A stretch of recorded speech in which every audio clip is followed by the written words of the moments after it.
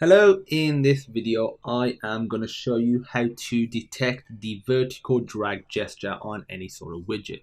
So we've got this image here, so what we want to do is detect when we drag up and down. So this is really cool. Maybe we have some sort of, let's say, image, and if we swipe up it'll go to the next image. You could do that left and right as well.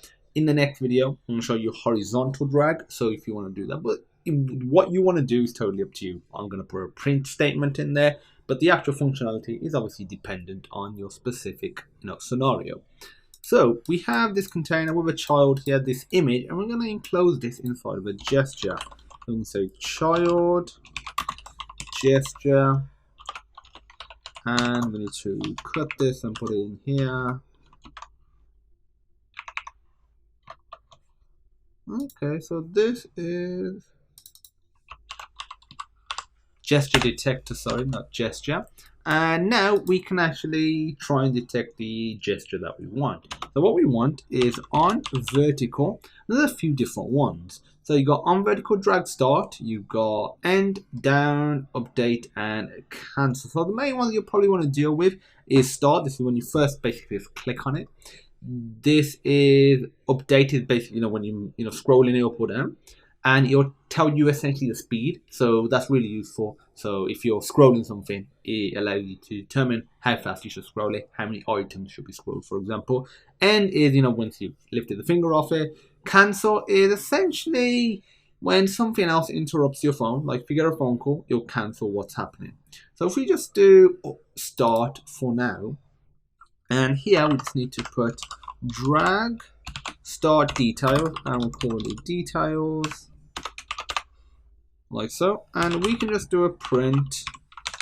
We can say start, and then we can just print out the detail as well, so you can see what's being printed out. So if we save that, and if we go back, so if I just click it, it says start.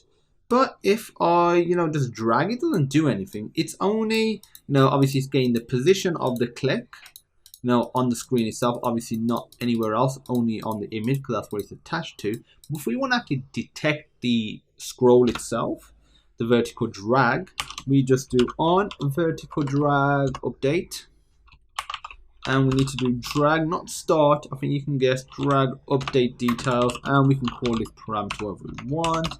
And in here we're basically doing the same thing, so we'll copy and paste this. The only difference is this is going to say update instead. So if we save that now, so if I click on it, as you can see it says start. Now I'm going to move the mouse down.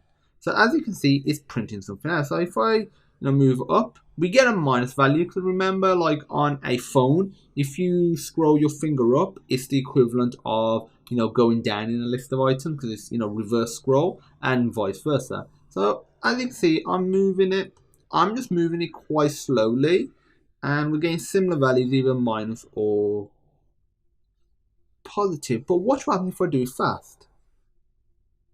You probably can see there we got some values that are like 2, 3, maybe even higher than like 20. So depending on the actual scroll itself will determine the actual, what's it called, the the value. And we can do details dot, and we can get some of the properties from here.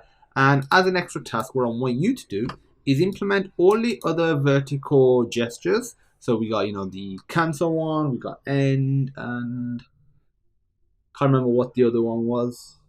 Cancel, end, and down. Implement them, get them working, and also try and get the individual pieces of information from here for this. And that is it. That's all there is to vertical drag detection. If you have any questions, feel free to pop me a message. And as usual, I look forward to seeing you in the next video.